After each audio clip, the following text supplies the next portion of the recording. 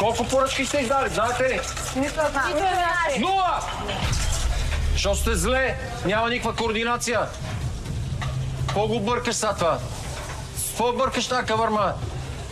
Никой не е готов с другите компоненти. Стефани, ела тука. Да, шеф. Коя от тези кокошчици е най-ненужна в момента? Конкретно име, слушам. Лидия, шеф. Доброволец. Изчезва Лидия.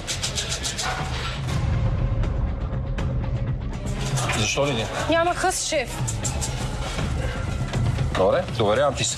След малко пак ще дойда и пак ще питам Стефани. Да, шеф. Ако работата не потръгне, кой е следващия? Добре, шеф. Ти ще решиш кой е този някой. Да, шеф. Мичта, стегнете се! Пробвай бабага нож. Отровно солено. Може би само аз свето така мисля. Вкусно ли е? Не, шеф, много е солено, шеф. Кой прави бабага ноша? Шеф, отново аз го направя.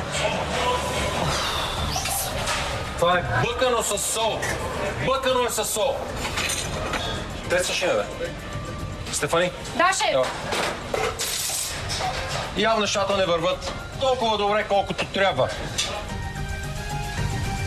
Какво правим? С кого се разделим в този момент? Шеф, с Камелия, защото цялата ни поръчка беше върната заради нея. Камелия тази вечер се издъни много яко и не смятам, че мястото е в кухнята. Освобождаваме се от баласта. Камелия, за да полети червения балон, изчезвай в общежитието. Добре, шеф. Стефани, колко време за първа поръчка? Момичета, 10 минути, шеф. Час и половина вече минава. Поръчка няма. Но според мен няма и да има. Още малко лимон. Добре, баклажана, готово ли? Кухнята ви цари някакво феноменално спокойствие. Малко. Колко поръчки сте издали? Нула, шеф. Нула. Все едно сте събрали някакъв уъркшоп вкъщи. Следобедно матине с приятелки. 1, 2, 3 поръчки имат. 3. Виповете ви. Вива Монтана, седят гладни. Стефани, какво да ви прави? Не знам, шеф. Не знаеш.